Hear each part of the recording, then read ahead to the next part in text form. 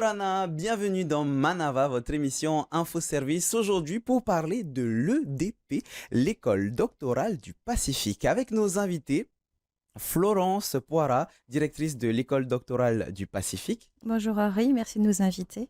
Jean-Christophe Offray, délégué territorial à la recherche et à la technologie pour l'État, Bonjour. Théa Frogier, délégué à la recherche pour la Polynésie française, Yorana. et enfin Marotea Vitrac, président de l'association des doctorants PhD Fatoro. Rana. On va commencer avec Florence. Pour commencer, simplement, qu'est-ce qu'une école doctorale? Une question simple, une réponse simple, simpliste. Une école doctorale, c'est une composante de l'université.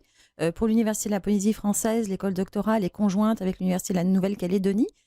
C'est une école doctorale qui rassemble à la fois les enseignants-chercheurs et les chercheurs des laboratoires de la recherche de l'université, donc il y en a à peu près une trentaine, et qui rassemble également les doctorants, ceux qui se sont inscrits dans cette aventure qui est la thèse dont on parlera tout à l'heure, et qui sont environ une soixantaine, mais on le détaillera si tu veux tout à l'heure. Donc voilà, ça c'est une composante de l'université. Elle est assistée, elle fonctionne grâce à une direction, grâce à un conseil qui est composé également d'enseignants-chercheurs, de doctorants dont Marotea est l'un des plus éminents représentants, et puis de délégués à la recherche, à la fois de l'État, Jean-Christophe Offray, et Théa Frogier, que je remercie d'être sur le plateau parce que ce sont des soutiens indispensables à l'école doctorale, et puis d'une assistante qui était Perata Brossers. Donc ça, c'est comment ça fonctionne. À quoi ça sert maintenant? Peut-être qu'on en viendra plus en détail, mais ça sert à la fois à soutenir les doctorants, c'est son principale fonction, à soutenir les doctorants du début de l'inscription en thèse, même avant, c'est-à-dire qu'on va les chercher en master, jusqu'au terme de leur aventure, c'est-à-dire la soutenance de thèse, qui est un exercice très particulier, et parfois même après la soutenance, c'est-à-dire dans leur carrière ultérieure, une fois qu'ils ont le titre et le grade de docteur. Et puis ça sert aussi à encadrer, à soutenir les encadrants, c'est-à-dire le directeur de thèse. Mais principalement, l'école doctorale, elle est au service des doctorants. Justement, je me tourne du côté de Marotea, un doctorant. Comment est-ce que tu décrirais le quotidien d'un doctorant? Alors, le quotidien d'un doctorant, c'est les recherches. C'est déjà au tout départ tout ce qui est lié à l'administratif, parce que pour s'inscrire en thèse, naturellement, il y a toute une partie voilà, de tâches administratives qui ne sont pas forcément les plus faciles. Mais après, le quotidien, il y a beaucoup de recherches. Alors moi, je suis en sciences, donc il y a une partie de labo, de terrain. Et il y a également ensuite la relation avec son directeur de thèse qui est très importante, qui doit même être privilégiée pour la bonne conduite du doctorat. Et puis la relation aussi avec ses collègues, avec les autres doctorants. Donc le quotidien, finalement, il est assez, je dirais qu'il est assez banal, puisque une thèse, c'est 3 ans minimum. Donc en 3 ans, on a le temps de faire quand même pas mal de choses. Et donc il y a, au-delà de l'euphorie du départ, une fois qu'on s'est inscrit et qu'on est accueilli, eh bien, la nature des recherches à mener et qui doivent conduire à la soutenance. Alors, tu nous parles de thèse, mais est-ce que tu peux nous rappeler déjà qu'est-ce que c'est qu'une thèse et surtout comment est-ce que tu choisis le thème de ta thèse? Alors, une thèse, c'est le travail de doctorat, voilà, sans vilain jeu de mots, hein, mais ce travail, c'est un travail original de recherche.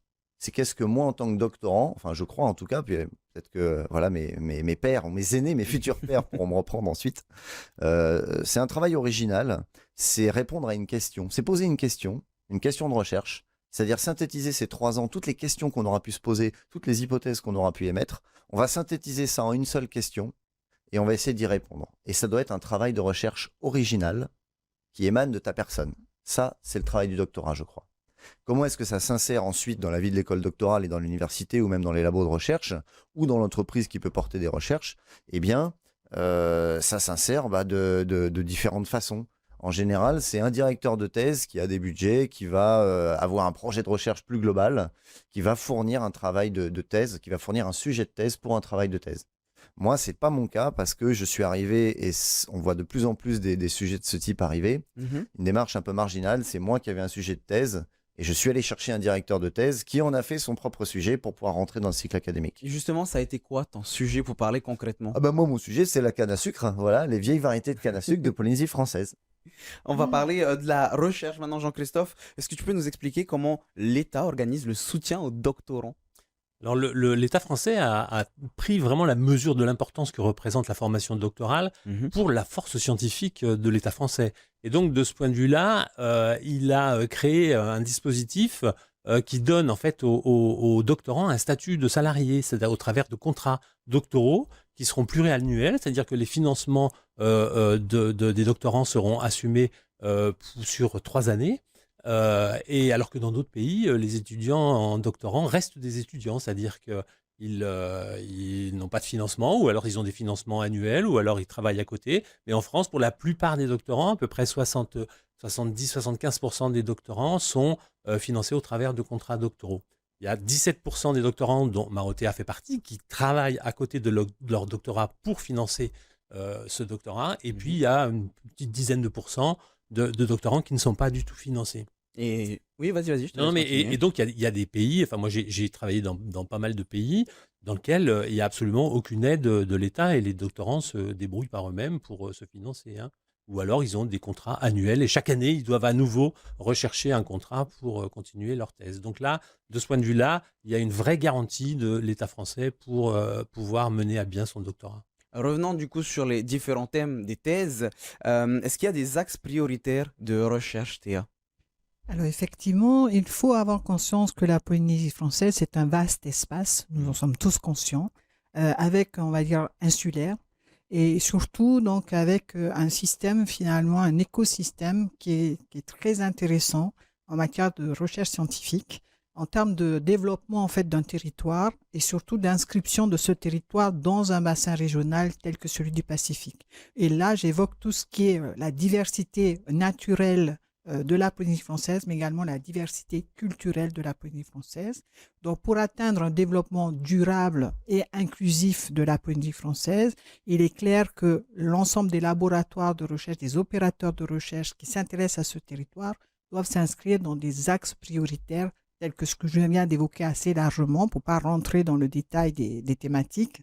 Et évidemment, les doctorants qui sont une force puisque une contribution importante aussi à ces laboratoires de recherche en termes, ils ne sont pas encore des chercheurs, mais ils sont formés à la recherche par la recherche, donc apportent également leur pierre à l'édifice du développement durable finalement de la Polynésie française. Donc on le voit avec vos différents discours que le doctorat, les doctorants, finalement ce n'est pas un diplôme comme un autre. Est-ce que tu peux nous rappeler même la finalité finalement, comment est-ce qu'on sort de ces études?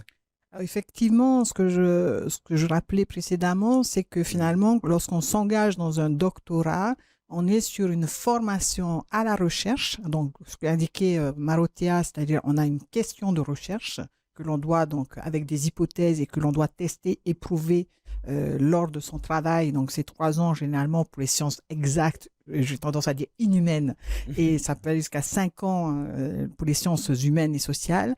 Donc, c'est tester cette question, en fait, apporter, donc répondre à l'hypothèse, au questionnement de base, mais également avec un encadrement finalement de chercheurs, donc de scientifiques, d'enseignants-chercheurs qui sont là pour accompagner en fait cet étudiant dans sa formation doctorale. Et à la fin, donc, ce que je disais aussi, c'est que c'est pas comme un autre diplôme. Le baccalauréat, par exemple, on a des épreuves écrites, on a des épreuves orales, on a réussi, on a une bonne note, on a son diplôme. Pour le doctorat, en fait, c'est véritablement un autre état d'esprit. En fait, on est évalué par ses pairs, donc par la communauté scientifique, par les meilleurs dans sa discipline, qui jugent du travail effectué, des résultats apportés, ce qu'indiquait donc du travail, de l'originalité du travail, finalement de l'apport à la connaissance lors de ce travail de thèse. Et au final, ce sont donc ce jury de nos pairs qui nous évalue et qui estime, qui évalue si nous sommes en droit finalement de digne pratiquement, de rejoindre cette communauté de nos pairs. Moi, j'ai tendance à dire, je suis docteur en sciences. Voilà, j'ai été évalué, j'ai eu mon doctorat et personne, ni même le président de la Polynésie française, ne peut me retirer ce droit-là puisque ce sont des pairs qui m'ont évalué. Florence, pour l'instant, oui, tu veux Juste compléter les pour propos de compléter, Théa. Théa est docteur en sciences, moi je suis docteur en droit, donc sciences dites dures et inhumaines, et moi sciences humaines. Mais c'est juste pour expliquer à vos téléspectateurs que le titre de doctorat, c'est le titre le plus haut, c'est le grade le plus haut qu'une université française puisse délivrer. C'est-à-dire qu'un étudiant dans l'université ne peut pas aller au-delà. Et donc, ça produit des experts sur le thème de recherche qu'ils ont choisi, sur lequel ils ont travaillé pendant 3, 5 ou 6 ans. Voilà. On parle souvent du doctorat comme d'un parcours très exigeant. Qu'en est-il, Florence? C'est un petit peu ce que je viens de dire, c'est-à-dire que là j'ai commencé par la fin, c'est un parcours exigeant parce que ça délivre, hypothétiquement, potentiellement, pratiquement dans tous les cas, ça délivre le titre le plus haut de l'université. C'est exigeant parce que c'est la formation à la recherche par la recherche, c'est pour, tout le monde le disait là, c'est une question originale, avec une problématique originale, un traitement original, et donc ça c'est exigeant d'un point de vue de démarche et de choix du sujet, mais c'est aussi exigeant, on ne le dit pas assez, c'est exigeant parce que la thèse est une aventure qui est à la fois magnifique, parce qu'on est seul avec son travail, avec ses camarades et avec ses encadrants, mais c'est aussi une aventure qui est redoutable, parce qu'on est confronté à des écueils que parfois on n'arrive pas à surmonter. Et il faut le dire, il y a un taux d'abandon qui existe, qui est pérenne, qui est régulier, dont on se désole mais qu'on n'arrive pas à limiter, d'abandon de thèse parce que c'est un travail exigeant. Mais c'est magnifique, c'est périlleux, on apprend beaucoup sur soi, on apprend beaucoup évidemment sur le thème sur lequel on travaille, mais l'exigence, elle est à la fois scientifique, mais elle est aussi personnelle. Il faut une discipline, une rigueur individuelle, et c'est à la fois un mérite, c'est un bonheur, mais ça peut aussi être un danger. Marotea, ça te parle, cette exigence et ces cas d'abandon, peut-être que tu l'as vu autour de toi? Oui, naturellement, bien sûr, hélas. C'est vrai que c'est long et difficile. C'est vrai que c'est beaucoup d'écueils. En fait, c'est beaucoup supporter des situations d'inconfort. Voilà, bon, pour faire une thèse, il faut sortir de sa zone de confort et il faut accepter de relever un défi et même des défis qui se présentent à nous un peu au quotidien. C'est-à-dire que voilà, il n'y a pas vraiment de... Même si c'est contradictoire avec ce que j'ai dit tout à l'heure à propos de la routine, c'est celle qu'on s'impose à soi-même, mais en recherche, il n'y a jamais de routine, puisque on va toujours découvrir des choses. Et effectivement, parfois, quand il y a des problèmes qui sont complexes, d'ordre scientifique, mais je pense plus à des problèmes, la plupart du temps, les abandons, ils sont dus à d'autres problèmes. Des problèmes engendrés par ces problèmes scientifiques, qui peuvent être des problèmes financiers, des problèmes humains. Il faut comprendre que quand on fait une thèse, on va avoir beaucoup de problèmes à résoudre. Et si on devient expert, c'est parce que finalement, on est le seul un des seuls capable de répondre à ces problématiques. Donc c'est pour ça que le parcours, il est nécessairement compliqué et qu'il faut aussi prendre le temps. C'est pour ça qu'une thèse, ça se fait pas en 2 ans ou même en 3 ans, ça peut prendre plus de temps. C'est possible de prendre plus de temps. Donc Jean-Christophe l'a mentionné tout à l'heure, moi je travaille à côté, je prends beaucoup plus de temps. Et ce qui compte, c'est répondre à la question de recherche. Voilà. Ce qui compte, c'est de produire de la connaissance et de le faire valider par ses pairs. C'est surtout ça qui en fait un travail très original. Est-ce que l'accompagnement, le soutien de ces doctorants qui sont parfois en difficulté, c'est une des missions de l'association? C'est la toute première mission en fait de l'association. Donc l'association, elle a 2 missions, le soutien aux doctorants et le soutien à l'école doctorale. On l'a dit avec Florence, on parle de solitude parfois des doctorants dans leur parcours. Est-ce qu'il y a des accompagnements psychologiques, des espaces de discussion entre tous les doctorants dans cette association? On essaye au maximum de dynamiser la parole, de dynamiser l'écoute, de dynamiser les réunions et de façon très sociale. C'est-à-dire que on va par exemple se rejoindre dans un café de la place, mais on va toujours parler de nos recherches. Voilà. Donc on est vraiment dans une démarche qui reste dans le cadre, je pense, du doctorat, puisque c'est une association qui a pour but d'accompagner les doctorants. C'est pas entièrement privé, mais on essaye d'être aussi détendu que possible et on essaie surtout d'être à l'écoute, de mettre les gens en situation pour nous parler. Parce que moi, je suis pas convaincu de la solitude du doctorant et du doctorat. Moi, je suis convaincu qu'il y a des habitudes, il y a des façons de faire qui vont créer un contexte qui n'est pas forcément favorable. Et c'est pour ça que cette association, elle est là. C'est pour essayer donc de lever le doigt et de dire, attendez, là, dans ce contexte, nous, on pense que c'est pas forcément tout à fait favorable. Donc, qu'est-ce qu'on peut faire ensemble pour que ça le devienne. Florence? Oui, je dirais que on travaille en complémentarité totale, puisque l'école doctorale, c'est aussi une de ses fonctions d'être le soutien des doctorants. Et l'année universitaire est jalonnée d'un certain nombre d'événements dont je reparlerai tout à l'heure. Mais le premier d'entre eux, c'est un séminaire d'intégration qui se déroule sur 2 jours et qui permet à l'ensemble des doctorants de vivre ensemble, de se connaître, de lier des rapports d'amitié avec le soutien de l'association. Et l'école doctorale, ça sert à ça aussi. Ça ne sert pas simplement à être un soutien administratif ou un soutien scientifique, ce que nous sommes de fait et de droit, mais nous sommes également un soutien pédagogique et nos bureaux les portes sont tout le temps ouvertes pour les candidats doctorants un petit peu en souffrance. Alors, on a fait un petit peu l'émission à l'envers, on a parlé de la fin, puis du milieu. Maintenant, on va revenir sur le tout début avec Jean-Christophe. Est-ce qu'il a des critères pour être accepté en tant que doctorant dans une école doctorale comme celle de l'EDP? Oh bah là, je pense que Florence pourra répondre mieux que moi dans la mesure où elle gère justement l'intégration des étudiants et des enseignants, des chercheurs et des enseignants-chercheurs qui sont aussi membres de l'école doctorale. Donc, l'école doctorale rassemble à la fois les directeurs de thèse et les étudiants. Mais le premier critère, c'est évidemment d'avoir un master, et ensuite, effectivement, d'être accepté au sein d'une équipe sur un sujet donné. Alors, il n'y a pas qu'une seule façon de faire. Il peut y avoir, effectivement, Marotea a dit que lui, il avait essayé de rechercher un directeur de thèse sur un sujet donné. On trouve souvent ce type d'exemple, mais souvent, la plupart du temps, la voie un peu classique, c'est effectivement un directeur de thèse qui propose un sujet et qui sélectionne parmi tous les étudiants master qui potentiellement pourraient faire cette thèse, il va choisir le candidat qui lui paraît le meilleur. Florence, un complément de réponse par rapport aux critères pour être accepté dans une école Oui, non, je crois que Jean-Christophe a dit, le critère, c'est le master, c'est-à-dire 5 années d'université, pour que tout le monde le sache, 5 années d'université. Et puis ensuite, je pense qu'en effet, que le parcours académique classique, ce que tu dis, c'est-à-dire un encadrant qui propose un sujet et qui ensuite voit des candidats qui répondent positivement à son sujet, c'est la voie la plus simple. Mais après, tous les possibles sont ouverts. Et nous, le seul critère, c'est la qualité du directeur de thèse, sa compétence par rapport au sujet qu'il souhaite encadrer et la compétence présumée du doctorant. Voilà. Théa, on le voit, on parle beaucoup de recherche. Donc finalement, quelle est la place de la Polynésie française dans la recherche à l'international? Alors, je voudrais dire qu'en fait, peut-être pour revenir sur une définition, un chercheur fait partie d'un laboratoire de recherche et la recherche, en fait, est d'entrer, en fait, à l'international, en quelque sorte. Voilà, donc ça, c'est la première chose. C'est-à-dire qu'un chercheur isolé n'existe pas. Donc, il fait partie, donc on n'est pas sur le même référentiel qu'un autre diplôme. Là, c'est également la particularité du doctorat.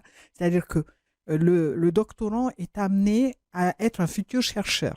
Donc, et d'ailleurs, il effectue son travail de recherche, donc sa thèse, dans un encadrement, dans un laboratoire de recherche. Voilà. Donc, en règle générale, on parlait de la qualité du directeur de thèse.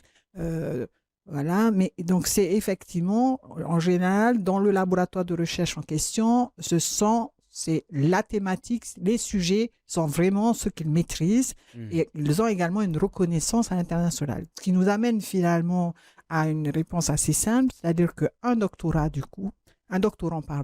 va avoir souvent en co-direction donc son directeur de thèse de son laboratoire, mais également des co-directeurs qui peuvent être donc à l'extérieur, en Nouvelle-Zélande, au Canada, etc. C'est souvent le cas de figure. Donc c'est une démonstration aussi, en tout cas, du fait que justement, c'est aussi pour ça qu'être docteur, c'est important. C'est une qualité, c'est une reconnaissance et c'est aussi une reconnaissance au niveau international. Florence disait que c'est le plus haut diplôme académique français. Mais en l'occurrence, vous avez l'équivalent chez les Américains, ça s'appelle un PhD, c'est un doctorat aussi.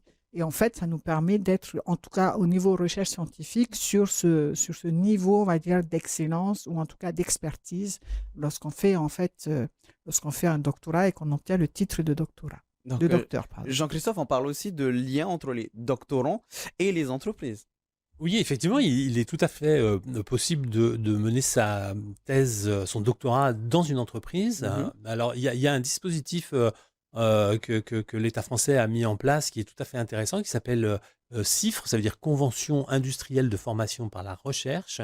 et qui permet donc à une entreprise d'obtenir un financement, une subvention, pour pouvoir recruter un étudiant afin que son doctorat puisse être fait au sein de cette entreprise. Alors là, les conditions sont un petit peu différentes puisqu'il faut effectivement une entreprise qui va recruter un doctorat et il faut un laboratoire académique de recherche qui mène conjointement les recherches avec l'entreprise. Donc vous voyez, c'est une espèce de triumvirat entre un doctorant, une entreprise et un chercheur et un laboratoire de recherche, et tous les trois mettent au point donc un sujet de recherche qui en général sert au développement de l'entreprise, mais grâce aussi à l'aide du laboratoire de recherche. Donc chacun y trouve son compte. L'entreprise pour pouvoir un peu garantir une ressource humaine dédiée à la recherche et au développement de son entreprise, un laboratoire de recherche qui lui va du coup consolider un petit peu ses capacités de transfert de sa recherche vers le monde industriel ou le monde économique, et puis le doctorant, lui, qui réalise son travail de thèse dans un milieu où il est déjà en voie de professionnalisation. Alors il faut savoir que les thèses CIFRE, donc à nouveau, il y a vraiment une aide de l'État vers les entreprises, mais ça garantit aussi 90% des doctorants CIFRE ont un emploi 6 mois après leur soutenance de doctorat. Donc on voit que c'est extrêmement performant, extrêmement efficace. On met ça en place avec l'aide de l'école doctorale et du pays en Polynésie. Et là, il y a pour l'instant à peu près 5 ou 6 CIFRE en cours en Polynésie. Mais il pourrait y en avoir plus. Et justement, Florence, quels sont les débouchés? Question un peu vaste, hein, mais quels sont les débouchés des doctorants? C'est une question vaste, c'est surtout une question difficile, parce que les débouchés, ils sont pluriels. Jean-Christophe vient de le dire, c'est notamment, mais pas que, ceux qui ont fait une thèse grâce au soutien de la CIFRE, leur horizon, c'est de travailler dans une entreprise, donc sur le marché du travail dit classique, en tout cas parfois dans l'entreprise dans laquelle ils ont fait leur thèse. D'autres qui n'ont pas de soutien CIFRE, c'est aussi de travailler dans la société, dans le monde socio-économique. Et puis, oui, il y a une petite part de doctorants dont l'avenir sera de rester à l'université.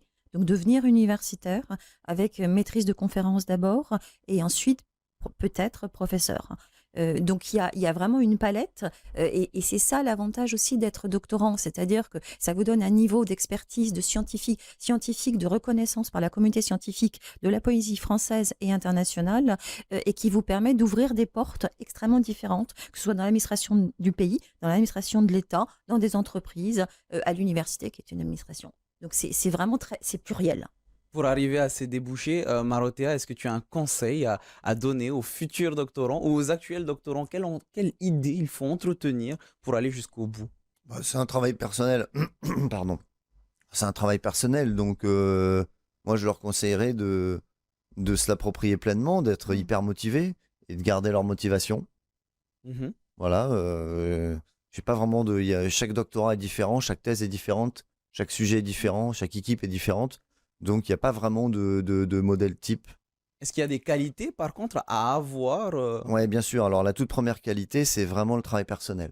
C'est-à-dire que je vais juste rebondir rapidement sur comment est-ce qu'on s'inscrit en doctorat. Il y a beaucoup de choses qui ont été dites, mais il faut comprendre que quand on va s'inscrire en doctorat, on répond à une offre de thèse. Qu'on réponde à une offre de thèse ou qu'on propose un sujet de thèse, c'est pas comme quand on s'inscrit en master ou dans un autre diplôme équivalent, ingénieur, où voilà, le recrutement se fait sur un petit concours ou un gros concours des fois, et ensuite vous êtes accepté. Et là, il s'agit de fournir déjà un travail, je dirais, presque de pré-recherche. Il faut s'être documenté sur le sujet, il faut avoir établi une construction mentale, une projection. Comment est-ce qu'on va œuvrer, comment est-ce qu'on va travailler, avec quels outils, quelles méthodes, quels sont les résultats qu'on attend. Il y a des résultats escomptés. Donc ce travail-là, il est déjà à faire au préalable. Donc il faut bien se mettre dans la tête pour le futur doctorant que c'est un travail personnel et que si le doctorant a choisi ce travail personnel, en principe, c'est que ça lui plaît. Donc je ne saurais que trop conseiller aux futurs doctorants d'aimer ce qu'ils font, tout simplement, et tout se passera bien, et d'avoir la fibre scientifique. Pour terminer, prenons l'avis d'un des docteurs présents sur place. Donc Théa, être rigoureux, méthodologique, c'est important. C'est très important. Je vais peut-être, je vais pas évoquer la date, l'année de ma soutenance de thèse, mais simplement pour dire qu'en définitive, on a eu une évolution on va dire, de notre environnement, que ce soit notamment technologique. On le sait bien aujourd'hui, finalement, se déplacer, c'est très facile. Avant, c'était compliqué quand on était en Polynésie française. Internet nous permet d'avoir accès à beaucoup d'informations, etc. Les démarches sont facilitées, en quelque sorte. En tout cas, on a cet accompagnement. Donc, on a... Voilà. Mais il y a une chose, pour moi, qui n'a pas changé, c'est effectivement le travail que devra fournir le doctorant pendant ces 3, 4, 5, 6 années de thèse. Et là, c'est le seul responsable. C'est-à-dire qu'effectivement, personne ne pourra... Il a autour de lui une équipe, il a l'école doctorale, il a l'association, il a ses directeurs de thèse, il a son comité de suivi individuel de thèse. Mais tout ça, on va dire, c'est simplement pour l'accompagner. La responsabilité est la sienne, du travail à fournir et effectivement de la rigueur finalement aussi, j'allais dire, de l'ambition qu'il veut avoir pour obtenir, comme je le disais, ce diplôme qui n'est pas rien. Rigueur, méthodologie et ambition, c'est les mots qu'on retiendra. Si vous voulez vous renseigner sur l'EDP, n'hésitez pas à aller sur le site de l'UPF dans l'onglet recherche ou sinon upf.pf/fr/l'école doctorale du Pacifique. Merci beaucoup à toutes et à tous d'avoir répondu à mes questions. Maruru. On se retrouve demain pour une nouvelle émission. En attendant, bonne soirée avec à 18h votre VATT. Maruru itutatu faririra trahoma parheana.